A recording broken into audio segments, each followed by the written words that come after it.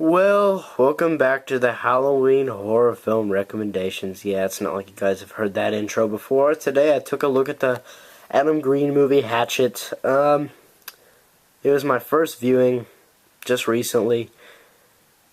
It was made in 2006. God damn it. Well, I mean, the movie, the movie's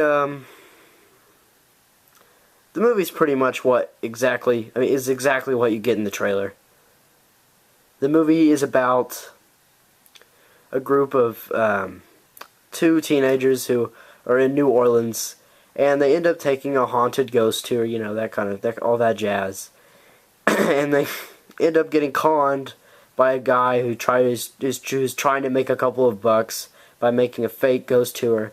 You know, he goes to the swamps, he doesn't even know how to run a boat, and the two teenagers, you know, are disappointed with this.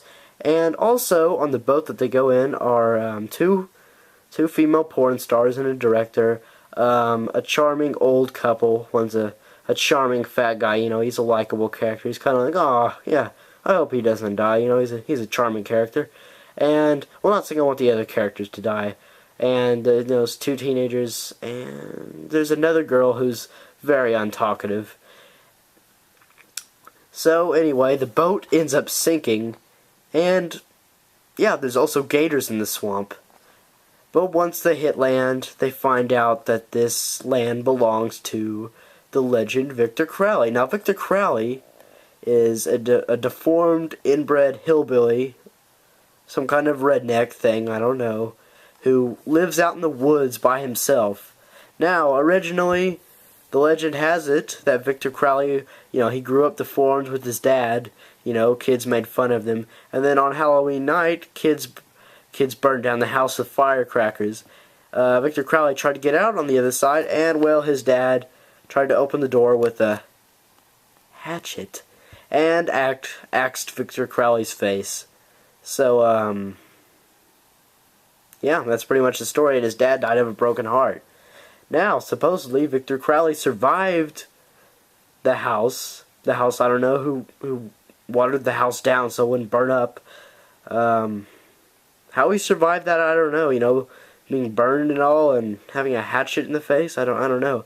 But now he lives out in the woods and kills any teenager who crosses his path. Now, why? I guess he's like Jason. You know, he's kind of a stubborn jerk who needs to get over the fact that not every teenager is out to get him. He's just stubborn, you know. He's just that kind of guy. But anyway, once they're on his turf, Victor Crowley tries to pick them off one by one, and with many of the people, he succeeds. However, one of the girls that went on the boat crew has brought a gun because she's looking for her two brothers who were actually killed in the beginning, and one of those brothers was played by Robert Englund. His cameo only lasted about 6 minutes, seriously. We spend 6 minutes with the guy, and then he's dismembered, and like, he's just dismembered, you know, you don't even get to know that character. But yeah, she's looking for those two guys, so she brings a gun, because she's afraid of Victor Crowley, and, yeah. So each of the group is picked off one by one, and out of that group, the charming fat guy is killed first, which I was so pissed about. Because the charming fat guy, he was a likable character. He's one of those characters that you don't want to die because you have sympathy for him because he's so nice. I mean, I didn't want the other characters to die, even if they were really annoying.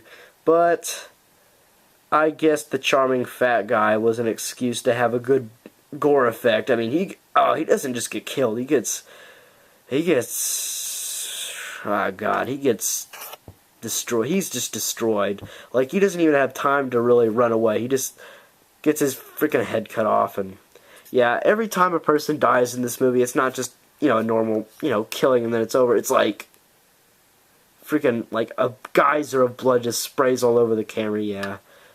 But anyway, the remaining teenagers try to make it out of the woods alive and try to find a way to kill Victor Crowley, and that's pretty much the whole movie.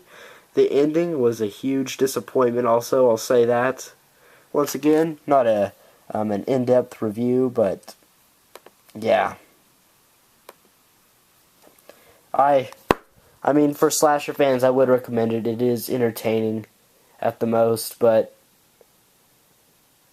in no way is it really an homage to 80s slasher films. Even if it is set in the woods, I mean, it was alright, but don't get your expectations too high.